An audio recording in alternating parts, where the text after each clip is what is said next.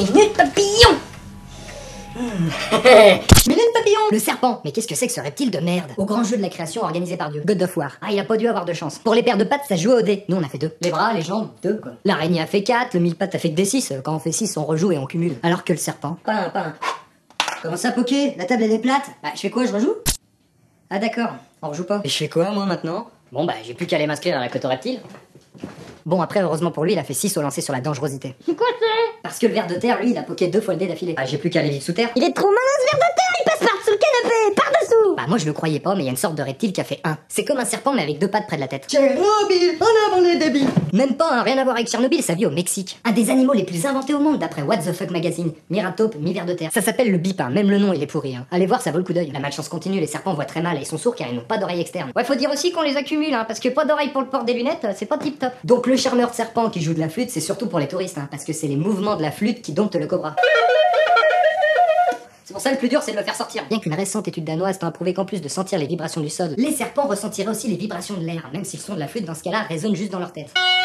Ah mais alors en fait ça veut dire qu'il peut pas apprécier mon swing et mon swag? Les plus grands serpents peuvent atteindre jusqu'à 11 mètres, hein, comme l'anaconda ou le python réticulé, mais très peu sont aussi grands. C'est comme pour les piscines au-dessus de 8 mètres, t'es obligé de payer des impôts. Allez, donnez-moi un coup de main, sans mauvais jeu de mots. À savoir que les plus grands spécimens sont des femelles. Ouais, je me suis pécho une meuf de 8,45 m hier, hein. Je te laisse imaginer l'appel d'air avec un aussi grand tuyau, hein. Elle m'a vidé. Le seul animal réputé pour être plus fort que le serpent, c'est la mangouste. À pas confondre avec la langouste, qui, faut le dire, elle peut pas faire grand chose, hein, à part finir cuisiner. Ah, au secours, Omar m'a tué. Ah la honte, tu vas finir crevé. Ouais, remarque, moi j'ai fini crevette. La mangouste, c'est genre entre le castor et la belette, mais avec une centaine d'heures de karaté dans les pattes. Mange ça dans ta tronche, oust, tu dégages. Mange ça dans ta tronche, oust, tu dégages. Mange, oust. Mange, oust. C'est un kata de mangouste, vous pouvez pas connaître. Moi j'ai déjà mangé du serpent en Chine. Like a mangouste, like a beautiful day. Très très bon le serpent, on va amener à vous et vous choisir serpent vivant. Très très bon. Et vous boire aussi sang de serpent mélangé à alcool de riz. J'ai l'impression d'être un vampire. C'est peut-être parce que je commence à être bourré. Oula, non, venimez pas la situation, sinon ça va finir en sac de nœuds. Ça mais merde, c'est pas fait pour toi, c'est pour les serpents, arrête de danser. Tu dégages, mais l'école a bouffé des pommes celle-là. Il y a près de 3000 espèces de serpents, 1 sur 10 est venimeux, et certains sont mortels pour l'homme, comme le cobra, le taipan ou le black mamba. Ça te fait tourner la tête, mon venin à moi dans toi.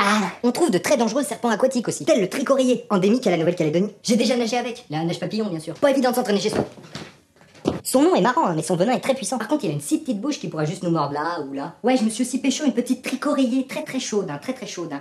Mais obligé de passer direct au plat principal parce que pas de mise en bouche possible, si tu vois ce que je veux dire. Ah, ils sont très portés cul les serpents, hein. C'est Luxure et compagnie. C'est bien connu, les serpents ont toujours représenté le mal. Hein. Déjà dans les vieilles mythologies comme l'hydre de Lerne ou la méduse. Alors pour Madame Méduse, je vais vous faire un relooking très tendance, je vais vous rajouter du volume et du mouvement avec une coiffure en vipère.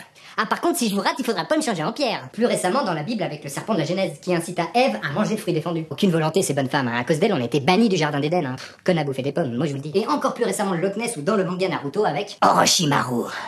Je suis un ninja super balèze ayant pris comme totem le serpent. Déjà tu sais qu'en choisissant le serpent comme animal de prédilection, c'est pas pour mettre des béquilles aux sauterelles. En plus que pouvoir partiellement me transformer en serpent, je peux aussi muer et surtout de pouvoir invoquer Manda, le roi serpent. Un immense monstre légendaire violet. Bir Inu Tori Saru Itsuji Yose no Jutsu. Salut les jeunes, c'est Manda le serpent. Bon je sais, hein, je débute, hein, il est pas immense et pas tout à fait violet non plus. Je suis aussi capable de sortir une épée de ma bouche, hein. Bon là je l'ai oublié chez moi mais je peux le faire d'habitude. Hein. Je suis une sorte de Mary Poppins Nippon Ninja. Oh.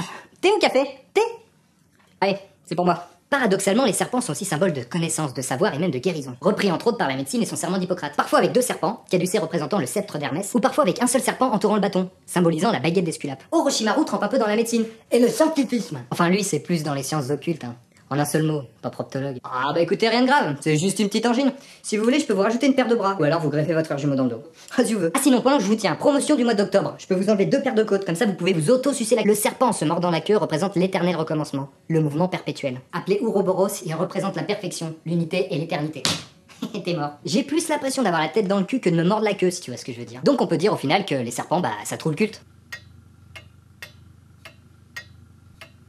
Question, pourquoi je me suis habillé en Orochimaru? Déjà parce que j'avais vraiment envie d'essayer le cosplay. Et surtout parce que ce personnage déchire tant au niveau du style que de la voix de son doubleur. En japonais bien sûr, hein. Faut jamais regarder les animés en français. Le jour où les boîtes de production françaises auront compris que les animés ça se traduit pas à l'arrache avec des doublages de merde, peut-être qu'on les regardera à la télé au lieu de les télécharger. Hein. J'ai dit peut-être. Faut toujours les regarder en VOST, hein. C'est un conseil que je vous donne. À toi là, derrière ton PC. Et pour ceux qui font le doublage de merde sur Naruto, One Piece et tous les autres animés, j'ai un truc pour vous. Ah, merde, où je l'ai mis? Ah oui, c'est vrai.